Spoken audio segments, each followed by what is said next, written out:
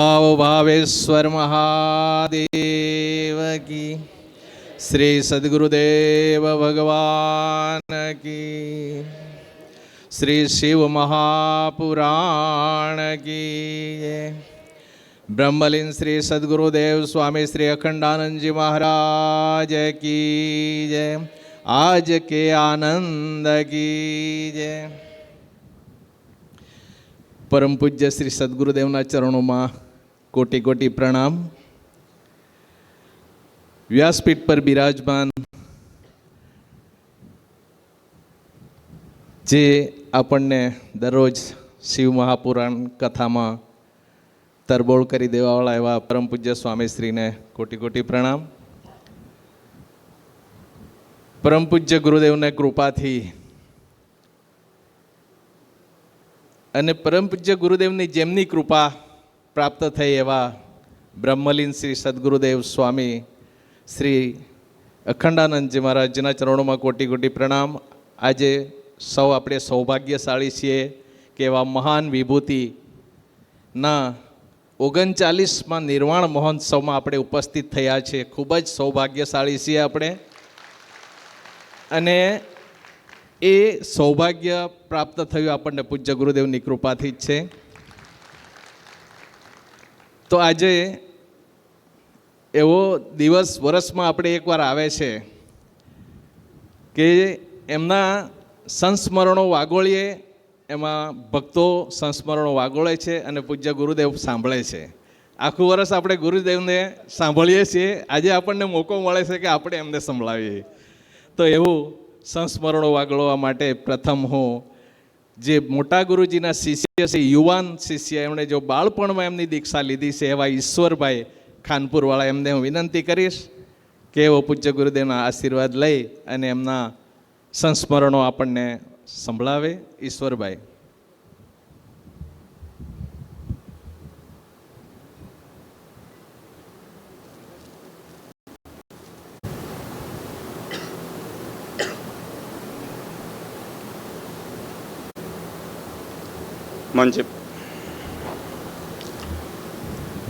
મંચ પર ઉપસ્થિત પ્રાતસ્મરણીય એવા સદગુરુદેવ સ્વામીના ચરણોમાં પ્રણામ।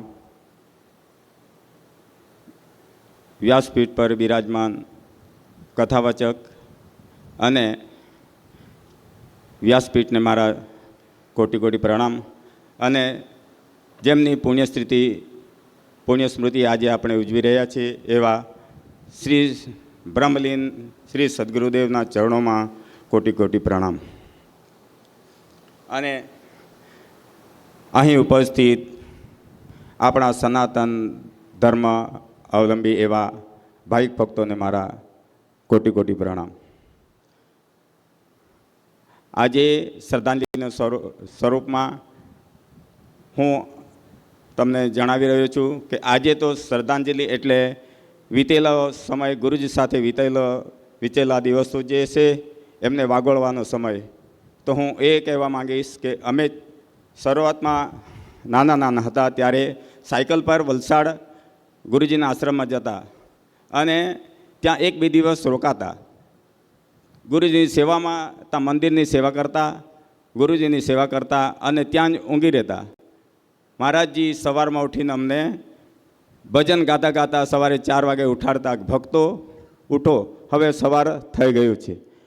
મને એવું સૌભાગ્ય પ્રાપ્ત થયું છે કે ગુરુજી સાથે ગાડીમાં બેસીને હું વાઘસીપા ગયો હતો અને એવા કોઈ પણ પ્રોગ્રામો થતા અમે વલસાડ પછી વંકાસ કે એવા અધિવેશનમાં અમે પહોંચી જ જતા અને શ્રી સદ્ગુરુના ચરણોમાં પ્રણામ કરી અમે આશીર્વાદ લેતા। અને ત્યારે વડીલો ગુરુજીની સામે બેસીને પ્રશ્ન પૂછતા કે મહારાજજી આ વર્ષ કેવું જશે, આ વર્ષ કેવું જશે। હું પણ એમ નાનો હતો એટલે હું પણ એમની બાજુમાં બેસી જતો અને બધી વાત સાંભળતો। ત્યારથી મને એવી દિલમાં લાગણી થઈ ગઈ કે મારે ગુરુજી મેં કર્યા ને ગુરુજી અવતરિત થયા છે। મેં ગુરુજી વિશે કંઈ જાણતો નહોતો, છતાં પણ મને એવો ભાવ જાગી ગયો કે મારે ગુરુજીના શરણોમાં એક મારા ભાઈબંધ હતા, એ ગુરુજીની સેવામાં રહેતા હતા, જગદીશભાઈ કરીને। એટલે એમના લીધે પણ હું 2-3 દિવસ 4 દિવસ ત્યાં રોકાતો. અને અમારે ત્યાં ખાનપુરમાં પણ જયસિંહ બાપાને ત્યાં મોટા મહારાજજી પધારતા. અમે એમની ગાદલીમાં બેસીને ઘરે ઘરે પધરામણી કરી છે. એવા અમારા ગુરુજી હતા. આજે આપણને જે વારસામાં આપી ગયા છે, મોટા ગુરુજી ગામડે ગામડે ફરીને એમણે ભક્તોને જોયા કે મારા ભક્તો કેવા છે, કેવી પરિસ્થિતિમાં જીવી રહ્યા છે, મારે એમના માટે કંઈક કરવું જોઈએ. એમણે ખૂબ રિસર્ચ કર્યું હશે અને એમને આપણા વર્તમાન ગુરુજીને એમણે પ્રેરણા કરી કે મારા આદિવાસી ભક્તો ખૂબ ગરીબ છે, ખૂબ ભોળા છે, ભાવિક છે, એમને ઉદ્ધાર કરવા માટે કંઈક મારે કરવું જોઈએ એમ મોટા મારે જે વિચાર્યું હશે. એટલે એમને ભાગવત કથાની પ્રેરણા કરી હશે અને આવો લાઇમલાઇટ બનાવીને મંદિર બનાવીને ભક્તોને આકર્ષિત કરવા માટે એવી પ્રેરણા કરી હશે. તો આજે એક આપણને એવો રત્ન મોટા મહારાજજી આપણને આપી ગયા છે કે એમના દ્વારા આપણે એને કેને પ્રકારે એ ભાવિક ભક્તોને આપણને પ્રેરિત કરીને ભગવાન તરફ વળવા માટે, ભક્તિ ઉજાગર કરવા માટે આપણને પ્રેરણા આપી રહ્યા છે. આપણે હવે એમાં જે આપણું ભાગ્ય જેવું હશે, કેટલું હશે, એ હિસાબે આપણે ગુરુજીને સમર્પિત બનીને આપણે આગળ આવીએ. કારણ કે ગુરુજી આપણને એન કે કંઈ ને કંઈ કાર્યક્રમો લાવી આપણને ભક્તિ તરફ વાળવા માટે પ્રયત્ન કરતા જ હશે. આપણને કંટાળો આવી જાય પણ ગુરુજીને કંટાળો નથી આવતો. મારા ભક્તોનો કલ્યાણ કેવી રીતે થશે, હું રહીશ ત્યાં સુધી. હવે મહારાજજી પછી કેવા આપણને કોણ મળે, જ્યાં સુધી મહારાજજી છે એમની પ્રેરણા આપણને એટલી બધી છે કે આપણે એમને તરફ પ્રેમથી, દિલથી પ્રયત્ન કરતા જ રહીએ અને આપણે એમને પૂર્ણ સમર્પિત ભાવથી આપણે ગુરુજીના ચરણોમાં પ્રયત્ન કરીએ. ભક્તિ આપણામાં ઉતરે. જ્ઞાનથી આપણે પહોંચી ન વળીએ પણ ભક્તિ ભાવથી આપણે ગુરુજીના ચરણોમાં આવીશું તો આપણું કલ્યાણ અવશ્ય થશે. બસ આટલું કહી હું મારી વાણીને વિરામ આપી અને ગુરુજીના ચરણોમાં પ્રણામ કરી મારી શ્રદ્ધાંજલિ અર્પણ કરું છું. ઈશ્વરભાઈએ માઇક પર પહેલી વાર એમનો ભાવ પ્રગટ કર્યો. ખૂબ જ હૃદયથી બહુ સરસ એમણે પ્રગટ કર્યો. એ મોટા ગુરુજીની કૃપા છે. એમણે એમની ભક્તિ લીધેલી લાગે જ છે, નજરે જોઈએ છે આપણે. હવે આગળ એવા જ યુવાન ભક્ત આપણા ગુરુજીના શિષ્ય છે. એમણે મોટા ગુરુજીને જોયા છે, દર્શન કર્યા છે, એમના સત્સંગ સાંભળ્યા છે. એવા ભરતભાઈ, એમના માતા પિતાએ બી ઘણો સમય મોટા મહારાજજી જોડે વિતાવ્યો છે. એ નાનપણથી એમના દર્શન કરતા, એમના પ્રવચન બી સાંભળતા, બાળપણમાં એ એમનો સંસ્મરણ વાગોળ છે, એમના અનુભવ કહે છે. મહાદેવ મહાદેવ મહાદેવ મહાદેવ. બ્રહ્મલીન સ્વામી શ્રી અખંડાનંદજી महाराज की जय. श्री गुरुदेव. श्री गुरु जी के चरणों में कोटि कोटि प्रणाम. हमारे आदिवासी विस्तार में बहुत बड़ी आध्यात्मिक जागृति लाने वाले ऐसे हमारे बड़े गुरुजी, हम गुजराती लोग उन्हें मोटा गुरुजी के नाम से पहचानते हैं. बड़े गुरुजी स्वयं महादेव के स्वरूप हमारे आदिवासी विस्तार में आदिनाथ महादेव बन के आए थे और हम सबको शिव तत्व का साक्षात्कार करवाया और हमें एक और श्री भाव भावेश्वर महादेव लिंग स्वरूप में और एक चलित स्वरूप में हमें वर्तमान गुरुजी देकर गए हैं. जो श्री भाव भावेश्वर के लिंग स्वरूप में अनंत काल तक देकर गए हैं और चलित स्वरूप में हमारे वर्तमान गुरुजी के रूप में विराजमान है. ये दोनों में हम कोई भेद नहीं समझते. ये दोनों एक ही स्वरूप है. ऐसे गुरुजी को हम बारंबार प्रणाम करते हैं. जय श्री गुरुदेव. भूलते हुए तो क्षमा करजो गुरुजी. માઇક આટલા મહાન સંતોની સામે અને આટલા ભક્તોની બેદની સામે એમણે પણ આ પ્રવચન આપ્યું. ખૂબ જ અંતરથી એમણે બધું લખીને લાવ્યા છે. આગળ કાર્યક્રમને વધારતા શ્રી શંકરભાઈ નાની ડોલડુંગરી, શંકરભાઈ દેસાઈ સાહેબ, એવો પણ એમનો ભાવ પ્રગટ કરશે. મહાદેવ કી જય. બહુ શું બોલો, જરાક અવાજ કરો ને ભાઈ. જુદું સંભળાય, બરુમાળ આખું ગામ સાંભળે એવું બોલો જરા. બોલો ભાવ ભાવેશ્વર મહાદેવ કી જય. મા ભગવતી પિતાંબરા માત કી જય. બ્રહ્મલીન સદગુરુદેવ સ્વામી અખંડાનંદ સરસ્વતી મહારાજ કી જય. શ્રી સદગુરુદેવ ભગવાન કી જય. ભાવ ભાવેશ્વર ભગવાનનો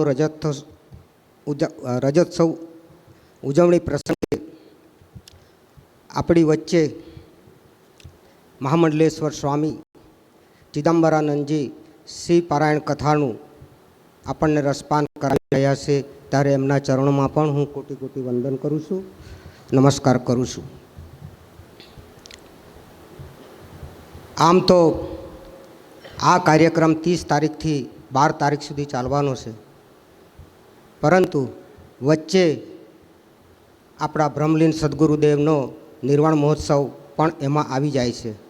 પણ આપણે એટલા સૌભાગ્યવાન છીએ કે એ વચ્ચે જે નિર્વાણ મહોત્સવ આવે છે એમાં અત્યારે ચૈત્ર નવરાત્રિના દિવસો ચાલી રહ્યા છે. માતાજીની ભાવના, માતાજીની આખા આપણા ગુજરાતમાં, દેશભરમાં ચાલી રહી છે. બીજો છે પ્રસંગ આપણા બ્રહ્મલીન સદગુરુદેવનો નિર્વાણ મહોત્સવ. ત્રીજો છે આપણો રજોત્સવ ઉજવવાના, એની સાથે શ્રી પારાયણ કથા. એટલે ત્રિવેણી સંગમ આ સ્થળ પર થઈ રહ્યો છે, એમ કહીએ તો ખોટું નથી. હવે વાત કરીએ આપણા મોટા ગુરુજીની, કે અમે મોટા ગુરુજીનો બહુ થોડો નાનપણમાં એમનો દર્શન થતા હતા, પણ બહુ એટલો પરિચય નહોતો.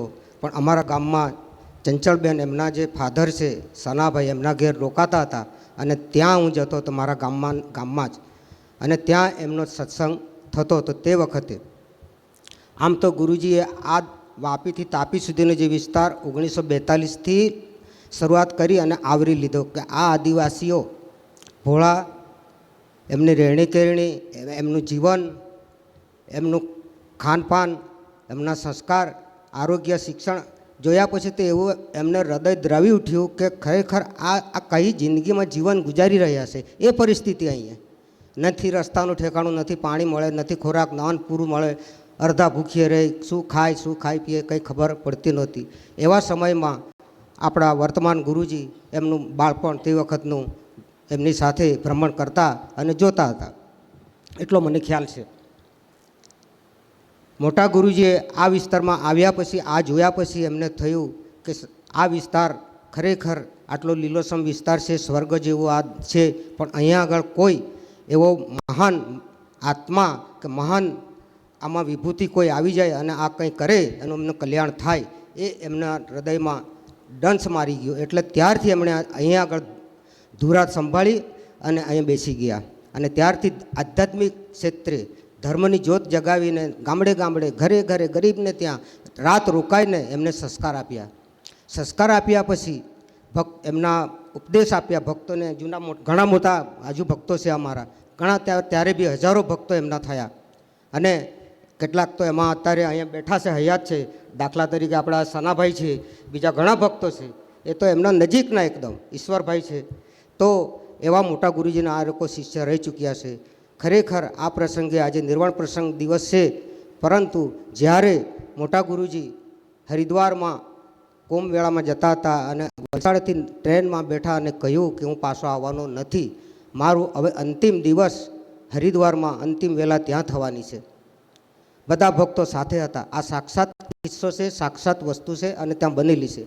તો હરિદ્વારમાં જ્યારે મોટા ગુરુજીએ એમનો દેહ શાંત થયો, ત્યારે આપણા ગુરુજી એમની સાથે હતા.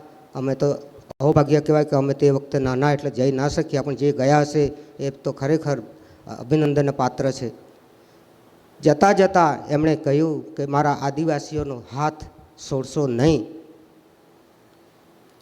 કોઈ દિવસ ના છોડશો. ત્યારથી વર્તમાન ગુરુજીએ પોતાને શું થયું અને શું નહીં, કૈલાસ મઠ છોડી અને આ વિસ્તારમાં અહીંયા આગળ આવી ગયા. અહીંયા આવી ગયા બરુમાળ ધામનું મટ્ટી એમને સુગંધ લી, અને મટ્ટીની સુગંધ એવી પ્રસરી કે આ જ ધામ, આ જ જગ્યા મહાદેવે અહીંયા બેસાડી દીધા. અને તે વખતે ખરેખર વર્તમાન ગુરુજી પતરાનો શેડ હતો અહીંયા. એક પહેલાં તો ઝૂંપડી બાંધ્યા પછી શેડ બાંધ્યો. શેડમાં એમણે બાળકોને શિક્ષાનું શરૂઆત કરી. નાના બાલિકાઓને અહીંયા રાખ્યા અને શિક્ષણ આપ્યું. ધીરે ધીરે પ્રગતિ થતી ગઈ. આદિવાસીઓ તે વખતનો ઉત્સાહ એટલે ગુરુજી એટલો બધો ઉત્સાહ કે એનો તો અત્યારે કંઈ કહેવાય નહીં એવો ઉત્સાહ, એટલો બધો ઉત્સાહ હતો એમ. એવા ભક્તો હતા. રાતે 1-2 વાગે બોલાવે ત્યાં ઢગલો થઈ જાય. અહીંયા જ જાતે ખાવાનું બનાવે, જાતે જ રહી. અઠવાડિયું 15 દિવસ સુધી અહીંયા રહેતા હતા. અહીંયા શાકભાજી બી થતી હતી, બધું થતું હતું. એ લોકો જાતે કામ કરતા એમ. એ પરિસ્થિતિમાં આ અત્યારે ધામ દુનિયાના દેશમાં દુનિયામાં આજે ડંકો વગાડી રહ્યું છે. ખરેખર આ ધામ વિચારવા જેવું છે કે આજે લોકો અહીંયા આગળ આપણે 13 જ્યોતિર્લિંગ વિચાર કરો. 100 ટનની મૂર્તિ આજે આપણે ભગવાન સામે બેઠા છે. ભગવાન બેઠા હોય પછી શું થાય? કંઈ જ ના, બધું તમારું ધાર્યું ફળ થાય. એ મેં અત્યારે આ તાજા દિવસોમાં લક્ષચંડી યજ્ઞ વખતે મેં અનુભવ્યું છે. દિવસ રાત સવાર સાંજ પ્રાર્થના કરતો હતો કે આ કામ મારે કઈ રીતે પૂરું કરું. ગુરુજી સાક્ષી છે. ગુરુજી 15 દિવસ બહાર ગયા, મને બોલાવીને કહે છે કે શંકરભાઈ આ નથી 12 દિવસ, પણ આ સંભાળવાનું 15 દિવસ તારે સંભાળવાનું. વિઘ્ન ઘણું આવ્યું પણ મને વિશ્વાસ હતો, ઈચ્છા શક્તિ મજબૂત હતી, પ્રાર્થના કરતો હતો, કામ થયું. અને એટલું થયું સારું કે એનું કંઈ અત્યારે મારા માટે કોઈ શબ્દ નથી. તો આ વાત આપણા વર્તમાન ગુરુજીની છે. આપણા માટે બહુ કામ કરે છે. આપણો ગુરુજીએ આપણો હાથ તો પકડી લીધો છે, પણ હવે મહેરબાની કરીને ગુરુજી હવે આપણો હાથ નહીં પકડે, આપણે એમને પકડી રાખવાનો છે. આ તમને કહ્યું, સમજી લેજો. ગુરુજીનો હાથ આપણને પકડી લીધો છે. આ બધું તમે જોયું છે, બહુ જોયું છે. શું નથી કર્યું આપણા માટે? બહુ કર્યું છે. પણ તમારી ઈચ્છા શક્તિ, તમારી ભાવના, તમારી પ્રમાણિકતા, તમારી નિષ્ઠા, તમારું જે કંઈ પણ તમારા જીવનમાં સરળતા ઉતારજો, હૃદય તમારું ચોખ્ખું રાખજો, તો આ ધામમાં તમારે અહીંયા તમને પ્રવેશ મળશે. અને એ રીતે વર્તજો તો હું ચોક્કસ માનું કે આપણી પ્રગતિ દિવસે ને દિવસે વધશે. પહેલાં ગુરુજી અમારી પાસે સાયકલ પણ નહોતી, ચાલતા જતા હતા. આજે 4 વ્હીલ ફરે છે, મોટરસાયકલ ફરે. અરે કેટલું બધું મળ્યું છે. પણ એમની રીતે પણ ઘણા એવા માણસો છે, ઘણા સારા છે, ઘણા આવે છે, પણ હજુ પણ મને સંતોષ નથી. ગુરુજીનો ઠપકો અમને મળે છે. મહેરબાની કરીને અહીંયા આવજો. એક સામાન્ય દાખલો આપું. અહીંયા આવવાથી એક સામાન્ય દાખલો તમે વિચાર કરજો. 2 મિનિટ લઈશ ગુરુજી, વધારે નહીં લો. એક સામાન્ય દાખલો. એક કંપની હતી.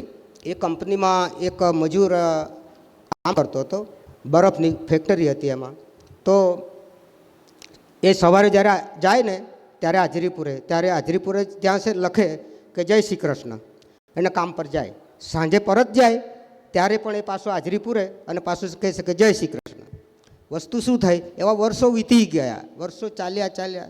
પછી 5-10 વર્ષ થયા. એક દિવસ એવું થયું કે એ માણસ સવારે હાજરી પૂરી અને કંપનીના કામે લાગી ગયો કંપનીમાં. પછી એમણે સાંજ પડી, ટાઈમ થઈ ગયો, બધા જતા રહ્યા. પણ એમનું એવું કામ હતું કંઈ ખબર ના પડી. કોઈક મશીનરી કંઈ બગડી હોય, ગમે તે હોય, પણ બરફની કંપની હતી એટલે એમાં એને લોક થઈ ગયો. અને એ બરફમાં એ માણસ, એ જે મજૂર હતો ને, બરફમાં ગાળા સુધી દટાઈ ગયો. ફક્ત એનું માથું દેખાય. હવે એને છેલ્લી ઘડી કે મારે હવે અહીં રહેવાશે નહીં. પહેલો માણસ બધા જતા રહ્યા પછી પેલો જે વોચમેન, જે હાજરી પૂરનાર જે ક્લાર્ક હતો ને, એમણે પૂછ્યું કે ચાલો પેલો દરરોજ જય શ્રી કૃષ્ણ કહે છે, એ અત્યારે સાંજે પરત નથી ગયો, કંઈક થયું હોવું જોઈએ. તો એમને વિચાર આવ્યો, સદબુદ્ધિ આવી, કંઈ ભગવાને આપી પ્રેરણા. એટલે એ પાસે શોધતો એ માણસને ગયો. તો એ બરફમાં ત્યાં દટાઈ ગયેલો. અને પછી એનું ખાલી વાળ દેખાય, માથું દેખાય, કંઈ નથી. ગભરાયો, તાળું તોડી નાખ્યું, બરફ એ કરીને બહાર કાઢ્યો. એમને ગરમી આપી, બરફ ઓગાળી નાખ્યો. પછી એને થોડો શ્વાસ ચાલતો હતો તો દવાખાને લઈ ગયા અને એને બેઠો કર્યો. કહેવાનો મતલબ એટલો છે કે સવાર સાંજ માણસ જય શ્રી કૃષ્ણ કહે છે. સવારે જાય ત્યારે જય શ્રી કૃષ્ણ, સાંજે પરત જાય ત્યારે પણ જય શ્રી કૃષ્ણ કહે. હવે વિચાર કરો તમે, આપણું તો એ સદગુરુ ધામ, સવારે આવો, બેસો, જય શ્રી કૃષ્ણ કહીને જાઓ, તમને કેટલો લાભ મળે? કશું ના કરતો. ભાવેશ્વર ભગવાનના દર્શન કરો. ઘેર બેઠી ગંગા છે. તો આપણે આટલું જ કરીએ ને તો પણ આપણે ઉદ્ધાર થઈ જાય. પેલો માણસ બચી ગયો, આપણે તો એનાથી પણ અહીં નજીક છે, તો આપણે બચી જઈએ. અને સદગુરુદેવને એટલા આશીર્વાદ છે કે તમે ના કહો એટલા ઓછા છે. અત્યારે તો મારી પાસે શબ્દો ઓછા છે. ઘણું લખીને લાવ્યો છું પણ વાંચતો નથી, મોઢે બોલું છું. પણ તારે મારે રાતે મારા ધર્મપત્ની કહે છે કે આ બધું શું કરે છે? મેં કહું કંઈ નથી કરતો, આ મારે કાલે બોલવાનું એવું લાગે છે મને, કદાચ બોલવાનો વારો આવે તો બોલી જઈશ. પણ આજે મોડે જ બોલું છું. પણ એટલી જ તમને બધાને હું કહું છું, બધા ભક્તોને ખરેખર યાદ રાખજો કે આવા ગુરુજી આપણને ભવિષ્યમાં નહીં મળે. એ પણ તમે લખી રાખજો. તમને યજ્ઞમાં બેસવાનો અધિકાર આપ્યો, તમને પિતાંબર પહેરવાનો અધિકાર આપ્યો, જ્યારે કર્મકાંડ થાય ત્યારે તમને જનોઈ પહેરાવે છે. આ બધા ભૂદેવો આપણને જનોઈ પહેરાવે છે, બરાબર છે. કોઈ પણ તમને રોકી નથી શકતું. તમને ગુરુજીને મળવું છે ને અમને ગુરુજી પાસે એટલું પણ કહે છે કે આ દીકરા દીકરી કહે છે, બેટા આય, આ શબ્દ તમને તમારા દીકરાને કહો છો કે દીકરા અહીંયા આવ, આપણે નથી કહેતા. એ નામ દઈને બોલાલા અહીંયા આય એવું કહીએ. ગુરુજી અમને દીકરા દીકરી કહીને બોલાવે છે. એનાથી હવે તમે સમજી શકો કે આપણે ક્યાં છીએ એમ. આપણા માટે ગુરુજી શું નથી આપી શક્યા. એટલે વધારે સમય હું નહીં લઉં, ઘણું કહેવાનું છે. ગુરુજીના ચરણોમાં હું કોટી કોટી વંદન કરું છું. ખરેખર હું આજનો આ મોટા મહારાજનો શ્રદ્ધાંજલિ હું મારા અંતઃકરણપૂર્વક અર્પિત કરું છું. અને હું ગુરુજીના ચરણોમાં વંદન કરી અને હું મારા વ્યક્તિત્વ પૂરું કરું છું. સર્વે ભવંતુ ના સુખનેહી, સર્વે સંતુ નિરામયા, સર્વે ભદ્રાણી પશ્યંતુ, મા કશ્ચિત દુઃખ ભાગવત. ઓમ શાંતિ શાંતિ શાંતિ. ધન્ય. બહુ મસ્ત કરી કે ગુરુજીએ બધાના હાથ પકડી લીધા છે, છૂટવા ન દેતા. પણ આપણા ગુરુજી એવા સામાન્ય નથી કે આપણો હાથ આપણે સહેલાઈથી છોડી શકીએ. એ છોડવા માટે પકડતા જ નથી ગુરુજી. આપણો હાથ સદાને માટે પકડેલો જ રાખશે. હવે આગળનો કાર્યક્રમ વધારતા શ્રી ખંડુભાઈ બેઠા છે. એવો આવા જ મહાન સંતોની કૃપાથી અને પ્રેરણાથી ગામડે ગામડે શ્રીમદ ભાગવત કથા વાંચે છે અને સરળ દેશી ભાષામાં આ બધા જ ભક્તોને આની સમજણ આપે છે અને ખૂબ જ સરસ એવો સનાતન ધર્મનો પ્રચાર કરે છે અમારા ખંડુભાઈ. એવોને પણ હું સમયની મર્યાદામાં રહીને એમનો ભાવ પ્રગટ કરે એવી વિનંતી કરીશ. ભાવેશ્વર ભગવાન સદગુરુ દે સનાતન. આજે અતિ પાવન પ્રસંગ, અતિ પવિત્ર સ્થળ, નામ છે બરુમાલ. બરુમાલ ગામ એ આજ સુધી ગામ હતું, પરંતુ હવે એ ધામ બની ગયું છે. માત્ર આપણા આદિવાસીઓ માટે નહીં, પરંતુ સમસ્ત વર્ગ, સવર્ણોથી માંડીને બ્રાહ્મણોથી માંડીને સાધુ સંતો મહાત્માઓ, એ બધા માટેનું એક યાત્રાધામ બની ગયું છે. આપણે જોયું છે અહીંયા આગળ કેટલા મોટા મોટા મહાન સંતો, મહાન વિદ્વાનો આવીને એમનું જ્ઞાન પીરસી ગયા. એ નાની સૂની વાત નથી. તો એનું શ્રેય કોને જાય? આપણા પરમ ગુરુ વિદ્યાનંદ સ્વામીજીને જાય. પરંતુ એનું બીજ વાવનાર, એનું જે વૃક્ષ છે, એ વૃક્ષ તો કોઈ બીજું છે. એ વૃક્ષ બીજું કોઈ નહીં, પણ એમના ગુરુ, આપણા બધાના પરમ ગુરુ એવા બ્રહ્મલીન સ્વામી શ્રી અખંડાનંદજી મહારાજ છે. જેમના વૃક્ષમાંથી ઉગેલું બી આજે એક મોટું મહાન વૃક્ષ બની ચાલ્યું છે. એવા બ્રહ્મલીન સ્વામી અખંડાનંદ સ્વામીજીને મારા કોટી કોટી પ્રણામ. ગુરુના પણ ગુરુ, નમો ગુરુભ્યો ગુરુ પાદુકાભ્યો આવે ને, તો ગુરુના પણ ગુરુ, એમના ગુરુ મારા ખ્યાલ પ્રમાણે મોહનાનંદજી હતા નાસિકમાં. સ્વામીજી બરાબર છે? અનુભવાનંદજી. તો એ પંચવટીમાં રહેતા નાસિકમાં. અમારો ત્યાં તો તે વખતમાં પંચવટી સુધી હતો. ગુરુજી પંચવટીમાં રહેતા, એનું નામ હતું ભક્તિધામ. એ ભક્તિધામમાં અમે જતા, ત્યાં 2-4 નાઈટ રહેતા અને ખૂબ ખવડાવતા અને રોજના સત્સંગ ભજન થતા. તો ત્યારથી આ અનુભવાનંદજીનું બીજ અખંડાનંદજી થયું. એમનું બીજ સ્વામીજી વિદ્યાનંદ આપણી વચ્ચે ઉપસ્થિત છે. તો એ બીજ કેટલું ફાયલું, એ બીજને મારા નમસ્કાર એટલા માટે કરવો પડે. એ કુળ આવે ને, કુળ, દરેક જાતિ સમાજમાં કુળ આવે કુળ. તો અમારા એક શાસ્ત્રમાં એક શ્લોક બતાવ્યો, કુલમ પવિત્રમ જનની કૃતાર્થા વસુંધરા પુણ્યવતી ચતેન અપાર સંવિત સુખ સાગરેસ્મિન લીનમ પરે બ્રહ્મણ્ય સજેત. એટલે જે કુળમાં એવા પુરુષો, એવા મહાપુરુષો જન્મ થાય, કુલમ પવિત્રમ જનની કૃતાર્થા, કે એવા મહાપુરુષોએ માતાજીને કૃતાર્થ કરી, પવિત્ર કરી. અને આપણી જે ધરતી માતા છે એ ધરતી માતાને પણ પવિત્ર આવા મહાપુરુષોના પગલાંથી કરી. આપણું બરુમાળ ધામ એક જમાનામાં અહીંયા આગળ સ્મશાન હતું, વિરાન પ્રદેશ, ભર બપોરે આવવાની બીક લાગે આવો વિરાન પ્રદેશ હતો, સ્મશાન હતું. પરંતુ પુષ્પદંતે પહેલેથી ચોખવટ કરી દીધેલી, મહિમ ન પારમ તે પરમ વેદુસો યાદ્ય સદસી. તેમાં એક લીટી આવે, સ્મશાને સ્વક્રીડા સ્મરહર પિશાચા સહચરા. તો ભગવાન આ સ્મશાનમાં જાતે પોતે ભાવે સ્વરૂપે પ્રગટ્યા. અને ભૂત એટલે પેલા ભૂત નહીં, આપણે બધા જ દિવ્ય સ્વરૂપ ધારણ કરીને એ ભગવાનના શિવના પાર્ષદ તે તમે અને અમે છીએ. આપણે કોઈ બીજા તો એવા કુળમાં પવિત્ર કુળને કરનારા ગુરુદેવને, એમના ગુરુદેવને પ્રણામ. વિશેષ કંઈ કહેતો નથી, સમયની મારી પાસે પાબંદી છે. પરંતુ આવા મહાપુરુષો આપણને મળવા ઘણા દુર્લભ છે.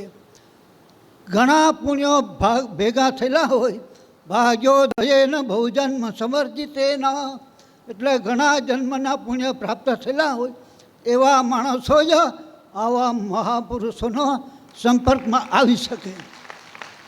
તો માની લઈએ હું અને તમે આપણે બધા ભાગ્યશાળી હોઈએ, જેથી આવા સિદ્ધ પુરુષોની વચમાં આપણે ઉપસ્થિત થઈએ. છેલ્લે જેના ઉપર મારે બોલવાનું છે એના પર ફક્ત 2 લીટી કહીશ. વિષય પરિવર્તન ન થાય એટલા ખાતર આજનો વિષય છે બ્રહ્મલીન સ્વામીજીનો 39મો નિર્વાણ મહોત્સવ.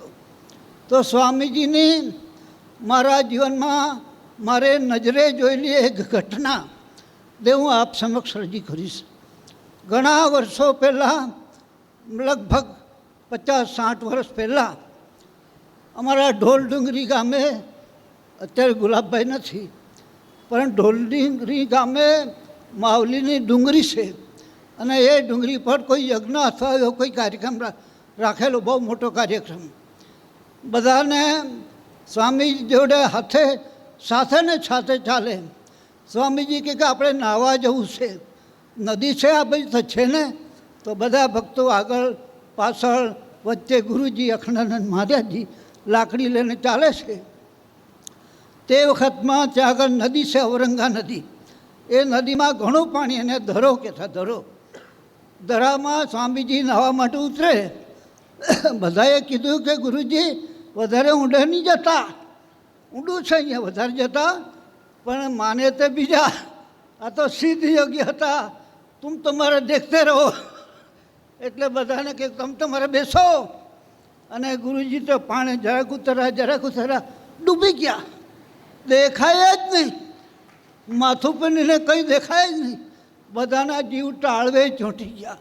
ગુરુજી ગયા, હવે શું કરીએ? પરંતુ 15 મિનિટ થઈ એટલે બધાએ જોયું તો સામે ભાઠા પર ટેંકરી હતી. એ ટેંકરી પર બેસી ગયેલા ગુરુજી. તો આનું નામ હતું સિદ્ધ યોગ. આવા સિદ્ધ યોગી મારા તમારા ગુરુજી. એટલે એવા ગુરુજીના આમ તો ઘણા બધા ચરિત્રો મારી પાસે છે, પરંતુ આજે આટલું જ. ઓમ શાંતિ શાંતિ. બોલે સદગુરુ ભગત. ખૂબ સરસ પરિચય બતાવ્યો આપણને પરમ પૂજ્ય બ્રહ્મલીન સદગુરુદેવ સ્વામી શ્રી અખંડાનંદજી મહારાજજીનો. આવા અનેક પરચાઓ ઘણા ભક્તોને થયા છે, ઘણા વર્ણવી નથી શકતા અને સમયના અભાવે અહીં રજૂ નથી કરી શકતા. ખરેખર ખૂબ જ ભાગ્યશાળી છીએ, આપણે સૌભાગ્યશાળી છીએ કે પરમ પૂજ્ય બ્રહ્મલીનસિંહ સદગુરુદેવની કૃપા કે જેમણે આ ધરતી ઉપર જે એમણે ભ્રમણ કર્યું છે, આ ધરતીની રજ રજમાં એમના પગલાં પડ્યા છે.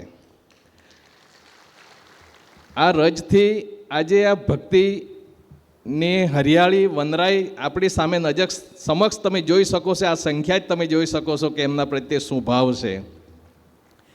ખરેખર એમણે જે સંકલ્પ કર્યો હશે, વિચાર આવે છે કે દ્રઢ સંકલ્પ એમનો કેવો હશે કે ગામડે ન રસ્તા હતા ન કોઈ વ્યવસ્થા. જ્યારે એવું આવતા કોઈ ગાડી નહીં, કંઈ નહીં, બળદગાડીમાં આવતા, બધા જ જાણો છો, પાડા ગાડામાં આવતા. આજે આજની પેઢી કલ્પના પણ ન કરી શકે કે બળદગાડું શું હોઈ શકે, કે પાડા ગાડી બી હોઈ શકે, એ તો માનવામાં જ નહીં આવે. તો એવે સમયમાં એ ફરતા હતા અને જ્યાં ભક્તોને ત્યાં રહેતા હતા ત્યાં કંઈ એવા પલંગ કે બીજા કંઈ વ્યવસ્થા હતી જ નહીં. પણ જતાં પહેલાં એમ નહીં પૂછતા કે ત્યાં મારી વ્યવસ્થા થઈ શકશે કે નહીં થઈ શકશે. બસ એક જ વાત હતી કે ચાલો આપણે જવું છે પ્રચાર કરવા, મારા ભક્તોને ભક્તિને માર્ગે આગળ કેવી રીતે વધારવા, એ જ એમના સંસ્મરણો હતા. અને એમાંથી જ અમે એક ફૂલ રૂપે અમે ખીલ્યા છે ને તમારી સામે હું જે કંઈક બોલું છું એમની કૃપા છે. મારા માતા પિતા સમર્પિત હતા પૂજ્ય ગુરુદેવને, હાલે પણ છે મારા પિતાશ્રી. એવો જતાં તે વખતે સ્થિતિ નહીં હતી બધા ભક્તોની કે અમારી પણ કે એમના ચરણોમાં આપણે 100 રૂપિયા તો સાંભળવાના નહીં મળતા. એમને અમે રૂપિયો ધરાવતા અને અમારી ભાગે તો 54 જ ધરાવવાની આવતી, કારણ કે રૂપિયો તો માતા પિતા ધરાવતા, અમારી સામે 54 આવતી કે 10 પૈસા આવતા. એવી રીતે અમે દર્શન કરતા અને એમના આશીર્વાદ લીધા છે. આ જ આશીર્વાદથી અમે ખૂબ જ ભાગ્યશાળી માનીએ કે અમને એક સમર્થ સદગુરુની પ્રાપ્તિ અમને થઈ છે. બહુ જ ગર્વ અનુભવીએ છીએ અમે. અને એમણે જે અમને ભેટ આપી છે, આવી ભેટ કોઈ વ્યક્તિ અમને આપી નહીં શકે. ખરેખર એવા મહાપુરુષના ચરણોમાં કોટી કોટી વંદન. અને સતત અમને જે ભક્તિમાં પ્રવૃત્ત રાખ્યા એવા ગુરુદેવ. જે વખતે મોટા ગુરુજીનું શરીર અસ્વસ્થ થયું અને એમના પગમાં જે ગેંગ્રીન થયો અને કાપવામાં આવ્યો, ત્યારે ખરેખર ત્યારે સ્વાભાવિક છે કે ભક્તોને ઘણું દુઃખ થાય કે એ સ્વામીજી કેવી રીતે આવશે હવે આપણે ગામડે, કેવી રીતે અહીંયા પ્રચાર કરશે. તે વખતે ભાવથી ભક્તો લોકોએ કીધું કે ગુરુજી, આજ સુધી તમે અમારા ગામમાં બહુ આવ્યા અને અમારા માટે અમને બહુ જ્ઞાન પાધાર્યું છે, તમે સારું શરીર હતું ત્યાં સુધી તમે આવ્યા, હવે ગુરુજી તમે આશ્રમમાં રહો, અમે ત્યાં આવીએ, એવો ભાવ પ્રગટ કર્યો. તે વખતે એકદમ ગુરુજી કોપાયમાન થયા અને શિષ્યોને ખીજવાયા, એને એકદમ દંડ ઉગાર્યો કે તમે શું સમજો છો, હું મારું શરીર એકદમ એ થઈ ગયું છે, હું અસ્વસ્થ છું, જ્યાં સુધી મારા શરીરમાં પ્રાણ રહેશે ત્યાં સુધી હું તમારા ઘરે આવીને બેસીશ. હવે ફરી આ શબ્દો મારા સામે તમે ઉદ્ગારશો નહીં અને આવું કોઈ ભાવ લાવશો નહીં. સતત આપણું જે કાર્ય છે એ તો શરીર છે, શરીર તો ચાલતા રહેશે, પણ આવું કંઈ થશે નહીં. અને એ જે સમયે જે ભક્તોએ દાંટ ખાધી હશે એ તો કલ્પના કરવી રહી, એ જ મૂળ સ્વરૂપ અને મૂર્તિમાન સ્વરૂપ પૂજ્ય ગુરુદેવ છે. એમની દાંટ અમે ખાતાના અનુભવ કર્યા છે, એવા જ કદાચ એમનાથી જ શીખ્યું હશે ગુરુજીએ. તો એ બી કોઈ વાર અમને પ્રસાદી આપે છે અને અનુભવ કરીએ છીએ. તો ખરેખર અને અમને આ જે સદગુરુદેવ પ્રાપ્તિ થઈ, આજે ભાગ્યશાળી છે ગુજરાતમાં, વલસાડ જિલ્લામાં, ધરમપુર તાલુકામાં આ બરુમાળ સદગુરુધામ, કે એમની મોટા ગુરુજીની પરંપરાથી કે એમના જ આશીર્વાદ અને એમના વચનો દ્વારા પાલન કરવામાં એમણે જે આગળ ધપાવ્યું છે, એમણે એક જ ચિંતન પૂજ્ય ગુરુદેવે કર્યું છે કે મારા આદિવાસી ભક્તો કેવી રીતે આગળ વધે, કેવી રીતે એમાં પગભર થાય અને કેવી રીતે સતત ચિંતન કરતા રહે છે. અને પ્રથમ શરૂઆત એમણે પાર્થિવેશ્વર શિવલિંગ બનાવડાવી અમને અમારા આદિવાસીઓથી બનાવડાવે, પૂજા કરાવે. અને જ્યારે એવું પ્રવચન કરતા ત્યારે એક શબ્દ બોલતા કે તમે કરોડપતિ થઈ ગયા. ખરેખર અમે અનુભવ કરતા કે અમે કરોડપતિ અત્યારે પણ છીએ. તો આ શબ્દ હજુ બી અમારા શબ્દો કાનમાં ગુંજે છે અને એવા વર્ષોથી 1.25 કરોડ દર વર્ષે બનાવતા આજે એની ફલશ્રુતિ અમારા ભગવાન ભાવેશ્વરના સાક્ષાત્કાર અમને થયો છે. અહીંયા અમારા વડીલો જે વખતે મોટા ગુરુજીને લાવતા ત્યારે ખૂબ જ તકલીફ વેઠતા. અરે તે વડીલો અત્યારે નથી રહ્યા, પણ જ્યારે અહીંથી જે ભક્તો જાય છે અમારે સૌરાષ્ટ્રમાં બીજે અન્ય સ્થળે તીર્થયાત્રા કરવા માટે, ત્યારે એક અમારા ગામના વડીલ હતા કલ્યાણજી કાકા, અહીંના ટ્રસ્ટી પણ રહી ચૂક્યા છે. પૂજ્ય ગુરુદેવને એક વાક્ય બોલેલા કે ગુરુજી અહીંથી અમારા ભક્તો કે અહીંયા બીજે દેશમાં બીજા વિસ્તારમાં જાય છે તો હું એવું ઈચ્છું કે ત્યાંના ભક્તો અહીંયા આવીને દર્શન કરે, એ મારી ઈચ્છા છે. તો આજે એ સાક્ષાત અહીંયા અમે અનુભવ કરી રહ્યા છે. અને અમારો આદિવાસી સમાજ જન્મો જન્મ સુધી બ્રહ્મલીન શ્રી સદગુરુદેવના ઋણી છીએ, ઋણી રહેશું. એનું ઋણ ચૂકવવા અમે સમર્થ નથી. પૂજ્ય ગુરુદેવના પણ અમે ઋણી છીએ. અને વર્ષો પર્યંત આ ભાવેશ્વર અહીં સ્થાપિત કર્યા. એમના લાઇટ હાઉસ અમારા આદિવાસી સમાજ માટે ઊભું કર્યું. એમની પ્રેરણા, એમના આશીર્વાદ, એમના દર્શનથી અમે કૃતાર્થ થતા રહીશું. અમારી પેઢીને પેઢી કૃતાર્થ થતી રહેશે એવા. અને એક જ અમે પ્રાર્થના ભગવાન ભાવેશ્વરને કરીશું કે અમારા ગુરુદેવને સ્વસ્થ રાખે, દીર્ઘાયુ બનાવે. એ પ્રાર્થના અને સતત અમારી વચ્ચે હસતા રહે, હસતા રમતા રહે. ગુરુજી ખુશ, અમે ખુશ. ગુરુજી જ્યારે એમનું સ્વાસ્થ્ય સારું નહીં રહે, અમારા મિત્ર સુરેશભાઈ કાયમ કહે કે જ્યારે ગુરુજી ખુશમાં રહે આપણામાં એનર્જી આવી જાય છે, અમારામાં પાવર ભરેલો રહે છે. ખરેખર અમે અનુભવ કરીએ છીએ. ઘણા ભક્તો આવા અનુભવ કરે છે, બધા જ અહીં એ પ્રગટ નથી કરી શકતા. તો આવી રીતે અમારા ગુરુજીને બહુ જ પ્રેમ કરીએ છીએ. અમારા હૃદય સમ્રાટ છે, સદા હૃદયમાં અમારા બિરાજમાન રહે ગુરુદેવ અને રહેશે જ, કારણ કે એ તો કોઈ અમારામાં કમી કરી શકે જ નહીં. ભગવાન ભાવેશ્વર એમનું સ્વાસ્થ્ય સારું આપે અને લાંબા સમય સુધી અમને એમનું જ્ઞાન અને ભક્તિમાં આગળ વધારતા રહે એવી ભગવાનની પ્રાર્થના સાથે જય શ્રી ગુરુદેવ, જય શ્રી ભાવેશ્વર. હવે આપણે ઘણા સંતોને સાંભળવાના છે, ખરા આશીર્વાદ એમના લેવાના છે. તો એમનો કાર્યક્રમ આગળ વધારવા પૂજ્ય ગુરુદેવને પ્રાર્થના કરીશ. સત્યમ ગુરુમ શંકર રૂપિણમ યમાશ્રિતો હિ વક્રોપી ચંદ્ર સર્વત્ર વંદ્યતે. ભગવાન શ્રી ભાવેશ્વર મહાદેવ કી, સદગુરુદેવ की.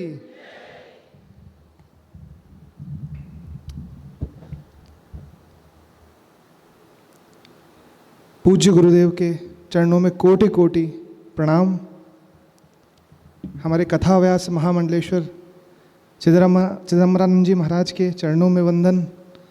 और आप सभी को भी मैं प्रणाम करता हूँ, क्योंकि आप सबका दर्शन भी अति सौभाग्यशाली है. क्योंकि जो भी यहाँ इस क्षेत्र में विराजमान है, निवास कर रहा है, उस पर साक्षात भगवान की कृपा है. ऐसे सद्गुरुदेव का मिल जाना अपने आप में स्वयं भगवान का ही साक्षात्कार है. जिस भगवान को हम खोज रहे हैं, ढूंढ रहे हैं, हम सब के अंदर एक प्यास है कि हम कहाँ से आए और हमारे इस जीवन का लक्ष्य क्या है. अगर वह बताने के लिए स्वयं सद्गुरु के रूप में भगवान आ जाए तो इससे बड़ी कृपा क्या होगी. बहुत बचपन से अध्यात्म में रुचि थी, पूरे विश्व में भटकते रहे, संतों महात्माओं की खोज में भटकते रहे, गुरु की खोज में भटकते रहे, ज्ञान विद्या की खोज में भटकते रहे. लेकिन जिस दिन अयोध्या के तट पर हनुमान चालीसा की टीका पूरी करके अपने आप स्वतः क्या हुआ, क्या चमत्कार हुआ कि गुरुदेव का फोन आया और परिचय भी नहीं था. जब इस धरती पर पहुंचा, यहाँ पर गुरुदेव के दर्शन किए, यहाँ भाव के दर्शन किए, यहाँ भगवान भावेश्वर के दर्शन किए, यहाँ की स्थिति परिस्थितियों को समझा, उस दिन पूर्ण रूप से मन में विश्वास हो गया कि जिस खोज में भटक रहे थे वह इस जन्म की नहीं, कई जन्मों की खोज आज पूरी हो गई. मन शांत हो गया, मन तृप्त हो गया. और आप सभी के जो भाव मैंने यहां पर देखे कि अपने गुरुदेव के प्रति आप सबके कितने श्रद्धा है, क्या सुगम सरल भाव है. यह प्रेरणा है पूरे विश्व के लिए, जो आज कली के प्रभाव से अंधकार की ओर बढ़ रहा है, जो आज उस परमात्मा की कृपा को पहचान नहीं पा रहा है। उस पूरे विश्व को मैं यह कहना चाहता हूं कि अगर साक्षात भगवान और सदगुरुदेव की कृपा देखनी है तो गुजरात के वलसाड जिले के बरुमाल के क्षेत्र में आकर देखिए, जहां साक्षात कृपा बरस रही है।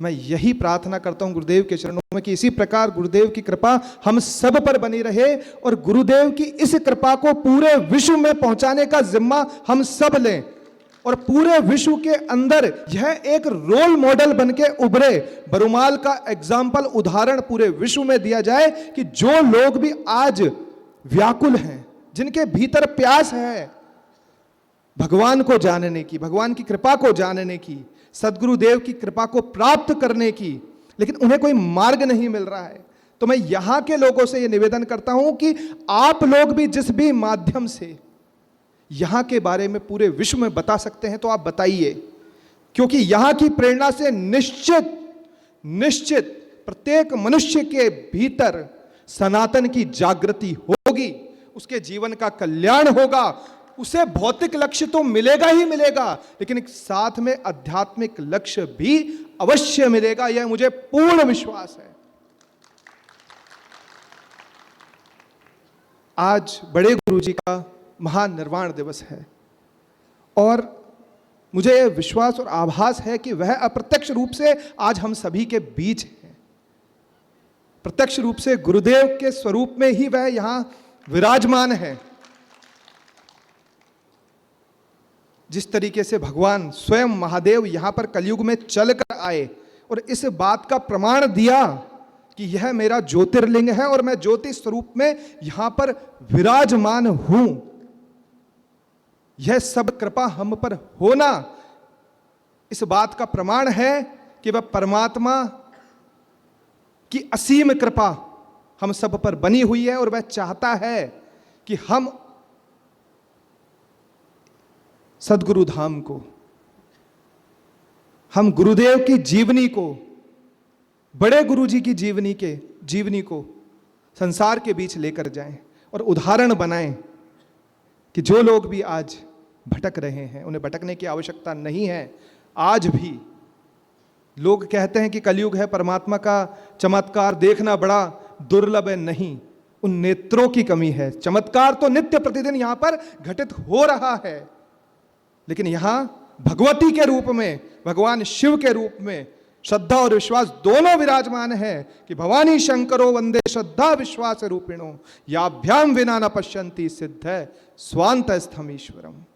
बस मैं इतना ही कहकर गुरुदेव के चरणों में प्रणाम करता हूं, परम गुरुदेव के चरणों में प्रणाम करता हूं और हर हर महादेव कहकर अपनी वाणी को विराम कर देता हूं। सहनौ यशा सहनौ ब्रह्मवर्चसं ओम शांति शांति शांति। सद्गुरुदेव भगवान की, सच्चिदानंद भगवान की, सनातन धर्म की, श्री भाव भावेश्वर महादेव की, नमः पार्वती पतये हर हर महादेव। अखिल कोटि ब्रह्मांडाधिनायक परात्पर तत्पर ब्रह्म परमात्मा तथा उन्हीं के अभिन्न स्वरूप सद्गुरुदेव भगवान के चरणों में अनंतशः प्रणाम। जिनकी पावन स्मृति में हम लोग सब यहाँ उपस्थित हैं, ऐसे परमादरणीय परम श्रद्धेय अनंत श्री महिमा मंडित पूज्य महाराज श्री के चरणों में प्रणाम। ब्रह्मलीन महाराज, परमादरणीय परम श्रद्धेय अनंत श्री विभूषित पूज्य स्वामी जी महाराज को प्रणाम। आप सभी सद्गुरु भक्त सज्जनों एवं माताओं, श्रीमद् भागवत में संतों की महिमा के विषय में एक बात आई, भूतानाम देवचरितम दुखाय च सुखाय च। ये जो देवता है ना, देवता ये सुख भी देते हैं और दुख भी देते हैं, है ना। भगवान सूर्य गर्मी में ये दुख देते हैं और सर्दियों में सुख देते हैं। गर्मियों में ऐसा तपने लगते हैं कि दुखी हो जाता है। तो देवता प्राणियों के लिए सुख देने वाले भी हैं, दुख देने वाले भी हैं, लेकिन सुखा यही वही साधु नाम। भागवतकार कहती है महात्मा अकेले ऐसे होते हैं जो लोगों को केवल सुख देने का काम करते हैं, ये कभी दुख नहीं देते। इन महापुरुषों की जितनी महिमा का गान किया जाए उतना कम है। मैं क्या ही कहूं, आप लोग जानते हैं कि कोई फल मीठा हो ना, मीठा आम बढ़िया मीठा मधुर हो, तो हम कहते हैं इसका बीज बहुत बढ़िया होगा, तभी इतना अच्छा है। ये सच है कि मैंने पूज्यपाद महर्षि का दर्शन नहीं किया, लेकिन उनके फल के रूप में स्वामी जी को देखने के बाद में मैं कह सकता हूं कि उनके जैसा गुरु भी कोई नहीं होगा। फल की परिणति ही बता रही है कि गुरु कैसा होगा। और गुरुदेव के प्रति हम लोगों की श्रद्धा भावना बहुत अच्छी है। कैसी होनी चाहिए ये श्रुति कहती है, श्रुति भगवती। यस्य देवे परा भक्तिर यथा देवे तथा गुरौ तस्यैते कथितायर्ता प्रकाशन्ते महात्मनः। जैसे आपके अंदर में भावना गुरुदेव भगवान के प्रति, यस्य देवे परा भक्ति, जैसे भगवान में आपकी भक्ति है वैसे ही आपकी भक्ति गुरु में होना चाहिए। यस्य देवे परा भक्ति यथा देवे तथा गुरु। गुरुजनों ने आपके क्षेत्र में कैसा काम किया, हमारे भैया कह रहे थे मॉडल। मैं तो बहुत दिनों से इस बात को कह रहा हूं, कथा के मंच से भी आपसे निवेदन किया था, मैं आज फिर दोहरा देता हूं। और मैं बिल्कुल निष्कपट भाव से कह रहा हूं, स्वामी जी को सामने देख करके नहीं, पीछे भी बोलता हूं कि भारत के हर जिले को, हर तालुका को स्वामी विद्यानंद जी जैसा संत मिल जाए तो ये भारत की तस्वीर बदल जाए। गांव गांव में जाकर के किस तरह से धर्म का प्रचार किया जाता है। कहने वाले बहुत मिलते हैं, बोलने वाले बहुत मिलते हैं, बताने वाले बहुत मिलते हैं, करने वाले हमको तो यही दिख रहे हैं महाराज। मैं सच कह रहा हूं, जिन्होंने करके दिखाया। और मैं विश्वास पूर्वक कहता हूं कि अगर कोई 60-70 वर्ष पूर्व इस क्षेत्र में आया होगा तो देखा होगा कि आदिवासी क्षेत्र में किसी को हिंदी बोलना भी नहीं आती होगी, लेकिन आज इन संतों की महिमा से, इनके प्रबल प्रताप से हिंदी तो छोड़ो, आप लोग संस्कृत बोलने लग गए हैं। इससे बड़ी बात और क्या हो सकती। माइक पकड़ने में बड़े बड़े लोगों की हालत खराब होती है, और आप आदिवासी क्षेत्र के लोग माइक पकड़ करके इतना बढ़िया बढ़िया बोल करके जा रहे हैं। मुझे क्षमा करना, लेकिन दूसरे क्षेत्रों के लिए आप ईर्ष्या के पात्र हो सकते हैं कि आप कितने भाग्यशाली हैं कि आपको इतने अच्छे संत मिले जिन्होंने आपको बोलना सिखा दिया। अरे सुनना सिखाना ही बड़ा कठिन है, बोलना सिखाना तो बहुत बड़ा कठिन। आप कल्पना कीजिए कि जिनको हिंदी भी नहीं आती होगी उनको इन लोगों ने संस्कृत सिखाने में कितना परिश्रम किया होगा, कितना योगदान दिया होगा, कितना अपने आप को खपाया होगा, तब जाकर के आप तैयार हुए। ये आपका बहुत बड़ा सौभाग्य है। और मैं ऐसा मानता हूं कि कभी कभी युग समाप्ति पर कि राक्षसों के बढ़ने पर भगवान का अवतार होता है। यदा यदा हि धर्मस्य ग्लानिर्भवति भारत अभ्युत्थानम धर्मस्य तदात्मानं सृजाम्यहम्। ये भगवान की वाणी है। लेकिन मैंने ये भी अनुभव किया है कि राक्षसों के बढ़ने पर तो भगवान आते ही होंगे, लेकिन बरवाल जैसे स्थान पर आदिवासियों का मार्गदर्शन करना हो तो भगवान स्वामी विद्यानंद जी महाराज और अखंडानंद जी महाराज के रूप में आते हैं। इन संतों के रूप में भी वो परमात्मा ही मार्गदर्शन करने के लिए आता है। और मैं आपको सच कहता हूं कि आप अपने आप को योग्य बना लो। आपको गुरु ढूंढने की जरूरत नहीं है, गुरु आपको ढूंढ लेगा, खोज लेगा। जैसे अखंडानंद जी महाराज ने आपको ढूंढ लिया कि स्वामी जी महाराज ने आपको खोज लिया, खोज करके सनातन धर्म से जोड़ने का काम किया। स्वामी जी कल कह रहे थे कि ये माइक ये ऐसा ही है कि ये बीमारी छोड़ता नहीं, जो जिसको मिल जाए वो। और 2.5 घंटा बोलने के बाद में मेरा बोलना कम नहीं हो रहा है ना। ये बीमारी ऐसी है, लेकिन अच्छा लगता है। और स्वामी जी कई बार हमको ये भी लगता है कि माइक पकड़ने की हम लोगों की बीमारी नहीं, इन लोगों की बीमारियां ठीक की। अगर हम लोगों को बोलने का शौक नहीं होता तो फिर आप लोगों को कथा कौन सुनाता। तो बहुत अच्छा लगा, आप यहाँ आकर के ही धन्यता का अनुभव होता है, इसमें तो कोई संशय नहीं है। आप लोगों की भक्ति भावना प्रेम बहुत अच्छा है। आप जिस तरह से गुरुदेव के प्रति समर्पित होकर के कार्य करते हैं, हमें कुछ नया कहने की जरूरत नहीं है, केवल सावधान करने की आवश्यकता है।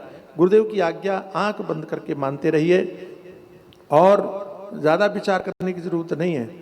लेकिन ऐसी आज्ञा मत मानना कि एक गुरुजी थे, उनके साथ में एक शिष्य था और पैदल यात्रा कर रहे थे। जैसा कि अभी भाई लोग बता रहे थे कि हाँ स्वामी जी पहले पैदल ही चलते थे और बैलगाड़ी पर चलते थे, पाड़ा गाड़ी पर चलते थे, पैदल यात्रा कर रहे थे। कहीं ठहरे तो दोनों गुरु चेला ठहर गए, तो गुरुजी ने कहा कि बेटा कुछ जाओ भिक्षा लेकर के आओ तो भोजन वोजन की व्यवस्था हो। तो शिष्य कहता है कि महाराज मैं तो नया साधु हूँ, मुझे तो भीख मांगना ही नहीं आता। आप पुराने महात्मा हैं, आप अनुभवी हैं। गुरुजी ने कहा ठीक है ठीक, तुम ठहरो। तो भिक्षा भी लेके आ गए। फिर गुरुजी ने कहा कि बेटा आओ लकड़ी लेकर के आ जाओ तो भोजन बनाया जाए। कहा महाराज मैं तो नया साधु हूँ, मुझे क्या पता कौन सी लकड़ी कैसी है, कहाँ से तोड़नी चाहिए। गुरुजी ने कहा ठीक है ठीक, बैठो। लकड़ी भी ले आए। गुरुजी ने कहा आओ भोजन बना लें। बोले महाराज मैं तो नया साधु, मुझे बनाना कहाँ आता, सीखूंगा धीरे धीरे। गुरुजी ने कहा कोई बात नहीं। और भोजन बना के भी तैयार कर लिया। जब तैयार हो गया, गुरुजी ने कहा आओ भोजन कर लें, तो आ गया तुरंत खाने के लिए। तो गुरुजी ने कहा कि तुम भोजन के लिए तो बड़ी जल्दी आ गए। तो कहता क्या है, बोले गुरुजी की हर आज्ञा टालनी भी नहीं चाहिए। वो आज्ञा टाल दी, वो आज्ञा, ये आज्ञा नहीं टालनी चाहिए। तो हम लोग ऐसे आज्ञाकारी न बने। लेकिन आप तो बहुत श्रद्धा से समर्पित होकर के कार्य कर रहे हैं। पूज्य महाराज जी के इस निर्वाण महोत्सव में, निर्वाण महोत्सव क्या, आप इतना समझ लो कि जो सन्यासी है ना, सन्यासी वो तो उसी दिन शरीर छोड़ देते हैं जिस दिन उन्होंने सन्यास लिया होता है। हमारी दृष्टि में उन्होंने 39 साल पहले शरीर छोड़ा, लेकिन सच्चाई यह है कि जिस समय पर उन्होंने सन्यास ग्रहण किया था उन्होंने शरीर उसी समय छोड़ दिया था। जितने दिन आपके बीच में रहे वो ब्रह्म भाव से रहे और आज भी वो ब्रह्म भाव से यहाँ पर वर्तमान है, इसमें संशय नहीं करना चाहिए। और हमारे यहाँ तो शुद्धि आत्मा वही पुत्र है। जैसे पिता जो है पुत्र के रूप में जीवित रहता है और पुत्र के रूप में वो सदैव अमर रहता है, वंश परंपरा हम इसी को कहते हैं। ऐसे ही हमारे यहाँ शिष्य जो है वो गुरु के रूप में ही प्रतिष्ठित होता है। तो स्वामी जी कहीं गए नहीं। अब आप कहो कि भाव के रूप में होंगे, आत्मा के रूप में होंगे, ये बात भी बढ़िया है, लेकिन सत्य यह है कि वो किसी और रूप में नहीं, स्वामी विद्यानंद जी महाराज के रूप में यहाँ विराजमान है। दोनों एक ही हैं। उन्हीं भाव से इनकी सेवा, इनकी आज्ञा का पालन आप करते ही हैं, करते रहेंगे। इसी भाव से मैं पूज्य महाराज जी के चरणों में अपनी वाक पुष्पांजलि समर्पित करके वाणी को विराम देता हूँ। हरिओम। महादेव महादेव महादेव महादेव महादेव। બધા જ ભક્તોએ ભાવપૂર્ણ ભાવાંજલિ ગુરુદેવ માટે શાબ્દિક એટલે કે શબ્દોથી સમર્પિત કરી. ખંડુભાઈએ પણ બહુ જ સુંદર ગુરુદેવ માટે પોતાની ભાવાભિવ્યક્તિ આપી અને શંકરભાઈ તો કમાલી કરી દિયા. आज पहली बार मैं भी सांभळ्યું कि शंकर ने बोलता आवड़े छे.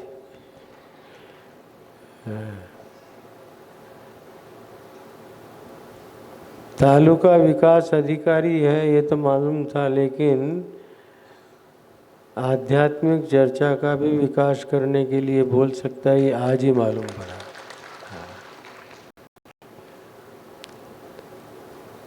તમે બધા જ બહુ સારા છો. ખૂબ જ સુંદર ગુરુદેવ માટે તમારી લાગણી, તમારી ભાવનાને પ્રદર્શિત કરી. છેલ્લે દીપકભાઈએ પણ ખૂબ સુંદર ગુરુદેવ માટે પોતાની ભાવ અભિવ્યક્તિ કરી. પણ એ બે વ્યક્તિઓ એવા છે, એક મારા બાજુમાં અહીંયા જ બેસેલા છે વિનાયક શર્મા, જેમને ગુરુદેવના દર્શન નથી કર્યા. એમની લાગણી અને ભાવના મારા પ્રત્યે બેહદ છે, બેહદ.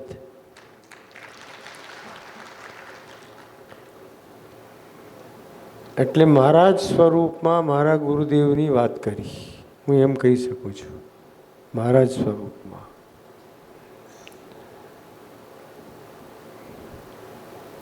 સ્વામીજી મહારાજ પોતે વિદ્વાન છે, વક્તા છે. મહાત્માઓને તો બોલવાનો સુંદર અભ્યાસ હોવે જ છે.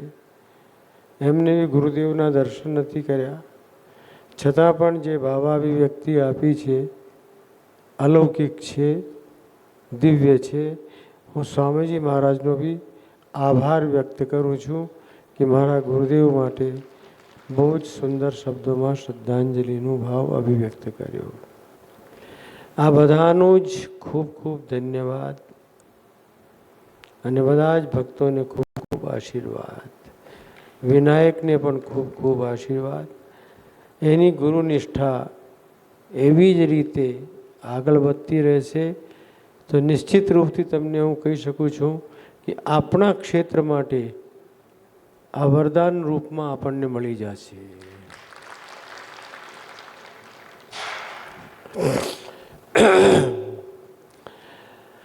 अब मैं अपने गुरुजी के लिए कुछ बोलूं? तो मेरे पास तो बोलने के लिए मेथी पाक है, जो मैंने खूब खाया है और उनका खूब लाड प्यार मैंने प्राप्त किया है, खूब प्राप्त किया है. जिस दिन से घर छोड़ के आया था उस समय मेरी आयुष्य 13 वर्ष और 2 महीने की थी. बहुत छोटा था. कल्पना कीजिए इतना छोटा बच्चा गुरु के आश्रय में आ जाए और सर्वस्व उन्हीं को मानने लगता हो, तो फिर गुरु उसे कितना चाहेंगे, कितना प्रेम करेंगे. तो मुझे बचपन से ही उनसे बहुत प्यार था, बहुत लगाव था. मैं क्या कहूँ तुम्हें, रात को मैं चरण दबाता न तो दबाते दबाते उनके चरणों पे ही सो जाता था. छोटा ही था न, चरण दबा रहा था, दबाते दबाते नींद आ गई तो वहीं सो गया. वो उठ जाते, तेरे को नींद आ रही, चल सो जा. चटाई दी थी स्वामी जी, कोई गादला वादला नहीं. उनके ही कमरे में एक साइड में मेरी चटाई होती थी और उसी चटाई के ऊपर वो मुझे सोने के लिए कहते, सो जाओ, और मैं भी सो जाता था.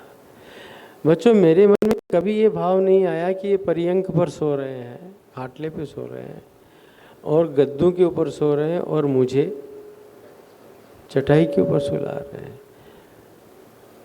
और कभी भी मुझे तकिया नहीं दिया कि तू तकिया लगा के सोना. मेरा तकिया यही होता था, ऐसे ही सोता था.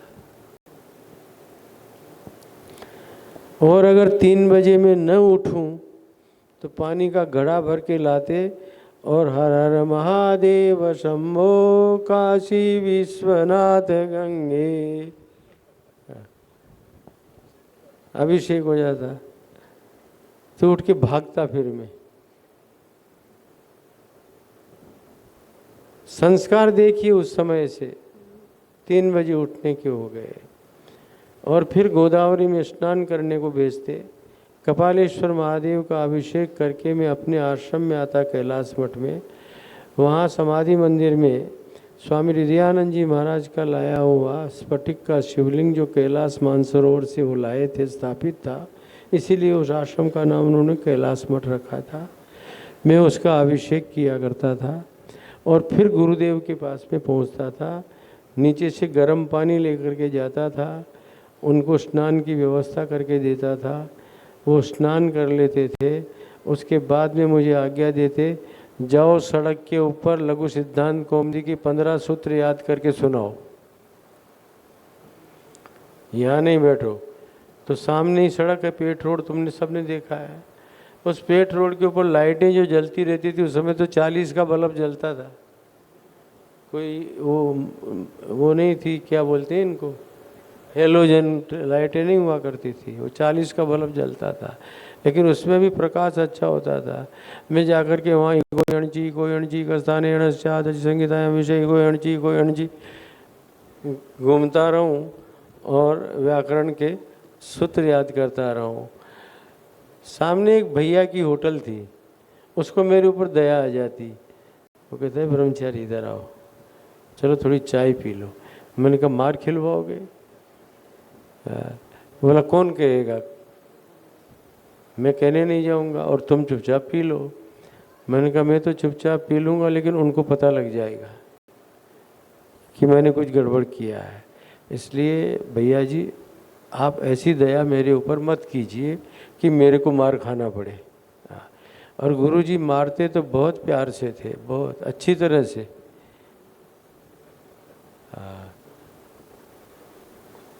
मेथी पाक जानते हैं आप? नहीं जानते? कभी खाया? खाना चाहते हैं?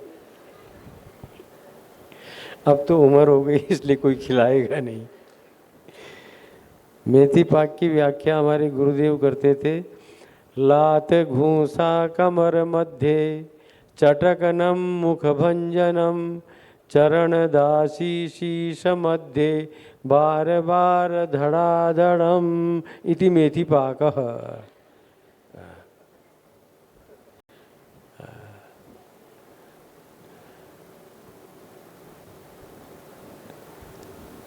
आकर के पाठ सुनाता, उसके बाद ही कुछ लेने का आदेश मिलता, आज्ञा मिलती। 15 दिन में एक बार गुरुदेव आते बलसाड़ से। जितना मैंने लघु सिद्धांत कौमुदी और तर्क संग्रह याद किया होता था, वो आके परीक्षा लेते थे, सुनते थे। अब की दफ़ा जब आए तो हम जरा अकड़ के बैठे थे। नमो नारायण किया, प्रणाम किया, सब। चलो पाठ सुनाओ। नहीं याद हुआ। क्या? क्यों नहीं याद किया? हमको नहीं पढ़ना है। हाँ, हमने जवाब दिया हमको नहीं पढ़ना है। क्यों नहीं पढ़ना है? तो मेरे मुंह से निकल गया हमको कमांडर बनना है, हमको मिलिट्री में कमांडर बनना है। बोला अच्छा, तो चश्मा ऐसे किया और मेरे को ऐसे किया, कमांडर बनोगे? अच्छा चलो मैं बना देता हूँ। पहले तो ये बताओ कि कमांडरी का भूत आया कहाँ से? अब जिसने वो भूत भरा था, मैंने उसका नाम लेना उचित नहीं समझा उस समय। बोलो बताते हो या नहीं? मैं चुप रहा। कमांडर बनोगे ना? अच्छा लो बनो। अपना जूता उठा के लाए और दे दनादन इतना मारा मेरे को उस दिन, उससे भी संतोष नहीं हुआ। और फिर रस्सी लेके आए, फिर उस रस्सी से मुझे पीटा। स्वामी जी मेरे पूरे शरीर के अंदर रस्सी के निशान बन गए। और मैं उस दिन रोया, खूब रोया। और घर छोड़ने का दुख उसी दिन पहली बार हुआ। माँ की याद उसी दिन आई मुझे कि मैं क्यों छोड़ के आ गया इनके पास में। लेकिन उनको दया नहीं आई, उन्होंने खूब मारा मेरे को।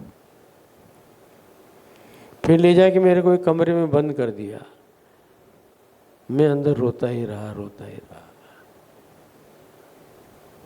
अब देखिए दृश्य बदलता है। 1 घंटे के बाद में दरवाजा खुलने की आवाज। मैं घबरा गया कि और मारेंगे,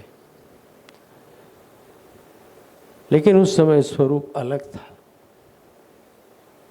आए, मेरे पास बैठ गए। तू क्या सोचता है मैं तेरा दुश्मन हूं? तुमको मार के क्या मुझे सुख मिला है? क्यों तुमने ऐसा किया? और प्यार से मेरे माथे पर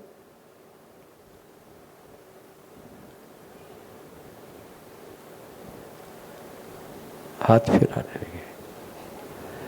फिर हाथ को देखा तो बहुत निशान लगे हुए थे, चोटें लगी थी, बहुत दर्द भी हो रहा था, वेदना हो रही थी। एक माता जी रहती थी, वैष्णवी देवी उसका नाम था। विष्णा, हल्दी और गुड़ लेके आओ।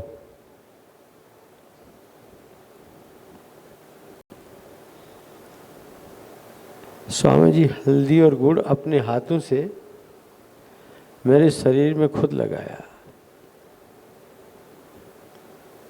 तुमने कुछ खाया नहीं है।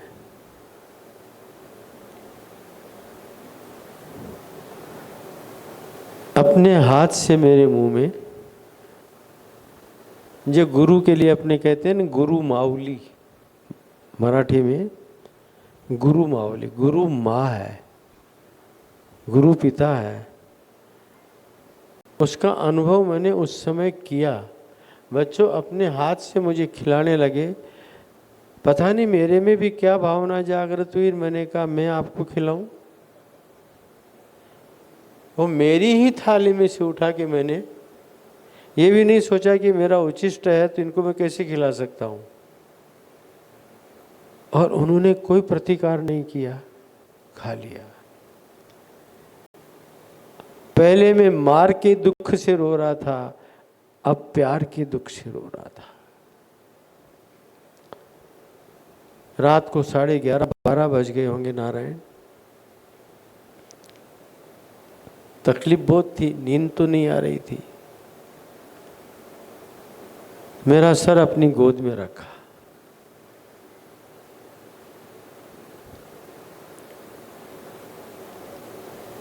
अच्छा अब तो बता दे तेरे को किसने कमांडरी का भूत डाला था?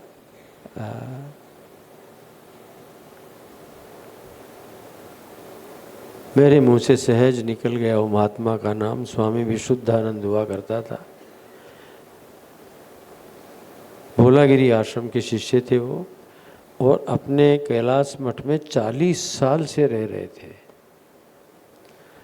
उसको मुझसे ईर्ष्या हो गई थी स्वामी जी, और उसको लगने लगा था कि अब ये स्वामी अखंडानंद जी महाराज इसी को तैयार करेंगे, इसलिए इसको यहाँ से भगाना चाहिए। छोटा बालक था, 13.5 साल की उम्र रही होगी, प्रभाव पड़ गया था, लेकिन वो भूत मार के आगे भाग गया था। और मैंने कह दिया था कि इन्होंने मुझसे कहा कर। दूसरे दिन वो महात्मा को बुलाया और उन्होंने हरिद्वार का टिकट कटवा के भोलागिरी आश्रम भेज दिया कि तुम यहाँ रहने लायक नहीं हो। मुझसे कहने लगे वो तुझे पगारदार कमांडर बनाने की बात कर रहा था, मैं तुझे ऐसा कमांडर बनाऊंगा कि लोगों को पगार बांटोगे।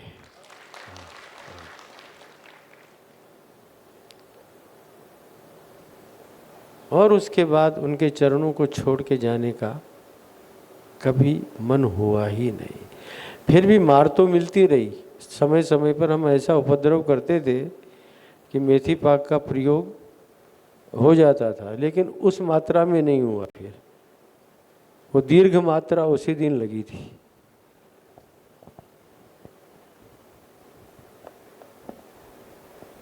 अब इस बात को सुनाने का मतलब क्या हुआ? अभी बोले ना आप लोग मुंह से भी कोई डांट भी पड़ती है तो हम खा लेते हैं। अरे तुमको तो खाली डांट ही पड़ती है, मैंने तो मार भी खाई है भाई।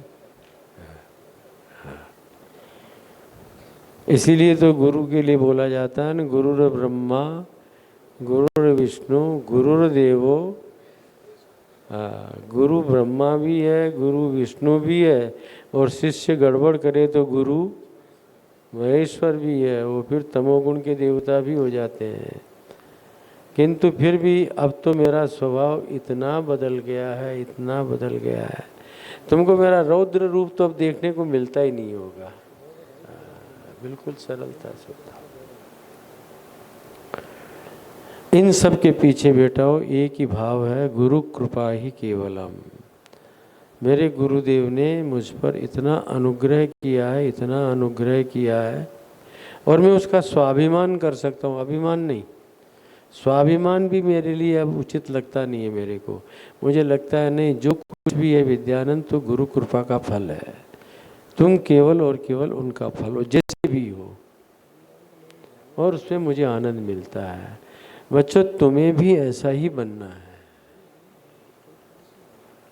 गुरुदेव जो भी आज्ञा दें, स्वामी जी महाराज ने जैसे कहा, आंख बंद करके और मान लेना चाहिए। गुरु नाम आज्ञा अविचारणीय, गुरुओं की आज्ञा अविचारणीय होती है। शिष्य बन के रहना, चेला मत बनना। क्या बन के रहना? शिष्य।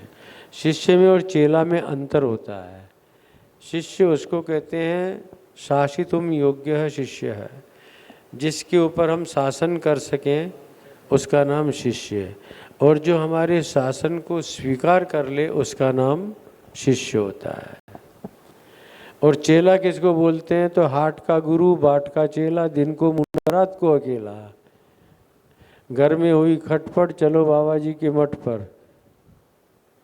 चेले ने दिया चोटी, गुरुजी ने दिया रोटी। गुरुजी ने बताया काम, चेला बोला गुरुजी हम तो रमते राम।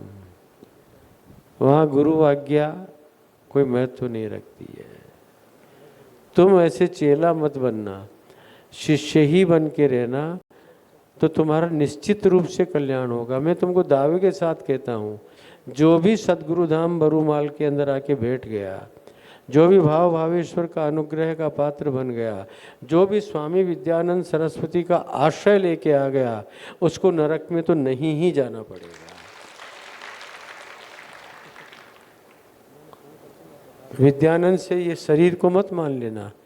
विद्या ब्रह्म विद्या, उस ब्रह्म विद्या का आनंद जिसने अनुभव कर लिया, उस व्यक्ति को संसार से मुक्ति से कोई रोक ही नहीं सकता है। उसकी मुक्ति निश्चित रूप से हो जाएगी। इसलिए बच्चों, इन 3 बातों को याद रखना और हमेशा एक ही वाक्य बोला करना, गुरु चरण शरण कर मनुजा, गुरु चरण शरण कर मनुजा, गुरु चरण शरण कर मनुजा। बोलो। मनुजा नाना तीरथ, हर रंग तू फिरत, नाना तीरथ, नाना तीरथ, हर रंग तू फिरत, नाना।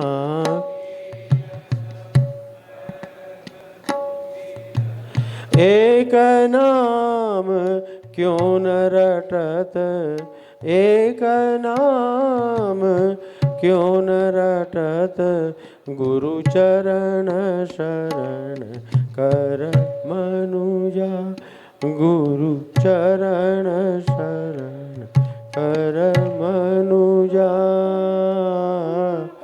मनुजा, मनुजा,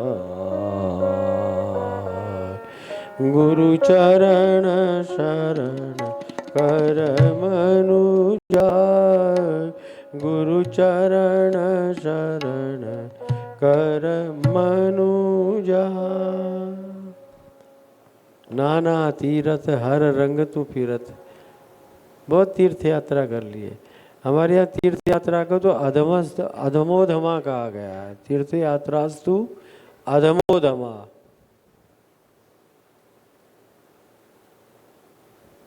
उत्तम किसको कहा? आत्मचिंतन।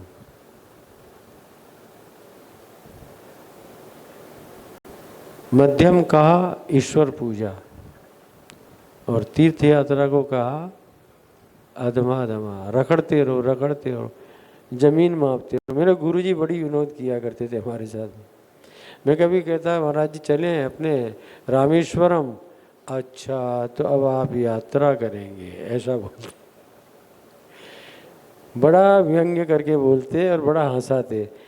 अच्छा नारायण तो आप ऐसा करना, अब यहाँ से त्र्यंबकेश्वर की ओर प्रस्थान करो, फिर वहाँ से भीमाशंकर चले जाना, फिर वहाँ से पूना पहुँच जाना, फिर पूना से तुम रामेश्वरम की ट्रेन पकड़ लेना और रामेश्वरम की यात्रा कर लेना। अच्छा ये बताओ, ये यात्रा करके क्या पाओगे, क्या पाना चाहते हो? अगर ये रखड़ने से जो तुमको मिलने की संभावना हो रही हो, मैं बैठे बैठे ही दे दूं तो? और स्वामी जी करते थे। अभी समय बहुत हो गया, मैं नहीं सुनाऊंगा। अमरनाथ की यात्रा में जा रहे थे गुरुजी, खाली संकेत करता हूँ। बलसाड़ से पत्र लिखा कि मैं अमरनाथ जा रहा हूँ। मेरे मन में हो गया कि मुझे क्यों नहीं ले जा रहे। मैंने पत्र भी दिया और बड़ा दुखी भी हुआ। उस पत्र का उन्होंने जवाब दिया, स्वामी जी वो पत्र वर्षों तक संभाल के रखा था मैंने, तुम क्यों ऐसी बात करते हो? यात्रा के लिए हम जा रहे हैं, भक्तों को लेके जा रहे हैं। अरे तुम्हें अमरनाथ का दर्शन करना है ना, मैं तुम्हें वहीं अमरनाथ का दर्शन कराऊंगा। सिद्ध कोटि की महापुरुष थे, तुम सब जानते ही हो। और मुझे वहाँ कैलाश मठ में ही, हमारे समाधि मंदिर में ही उन्होंने अमरनाथ की यात्रा का दर्शन साक्षात्कार करवाया। परिणाम ये हुआ कि मैं आज तक अमरनाथ गया ही नहीं, आज तक नहीं गया, क्योंकि मैं तो उसी समय दर्शन कर चुका था और अनुभव किया था इस बात का गुरु कृपा से। तो गुरु तो जो चाहे वो करके दिखा सकते हैं बेटा, केवल तुम्हारी दृष्टि और तुम्हारा भाव होना चाहिए। तो ऐसे मेरे गुरुदेव जिन्होंने मुझ पर बहुत बड़ा अनुग्रह किया, एक ही शब्द बोलेंगे, एक ही वाक्य बोलेंगे, न हमने कुछ हंस के सीखा है, बोलो, न कुछ हमने रो के सीखा है, जो कुछ भी हमने सीखा है गुरु चरणों के होके सीखा है। बस ये मंत्र याद रखना। बस इसी के साथ में भक्तों को, यजमानों को आमंत्रित करता हूँ, वो शिवपुराण की आरती कर लें और अपने आदिवासी भक्तों में से 2-4 भक्तों का नाम ले लो और उनको बोलो गुरुदेव की आरती करेंगे।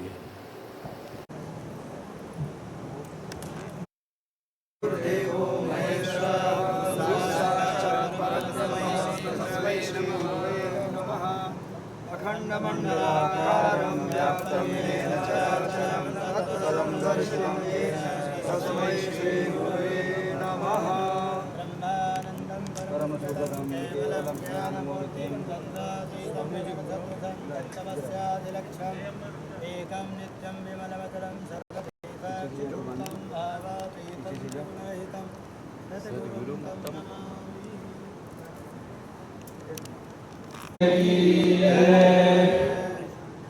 आरती सद्गुरु जय अविनाशी, आनंद कंद विमल सुखरासी। आरती सद्गुरु जय अविनाशी, आनंद कंद विमल सुखरासी। विधि हरि हर गुण निसति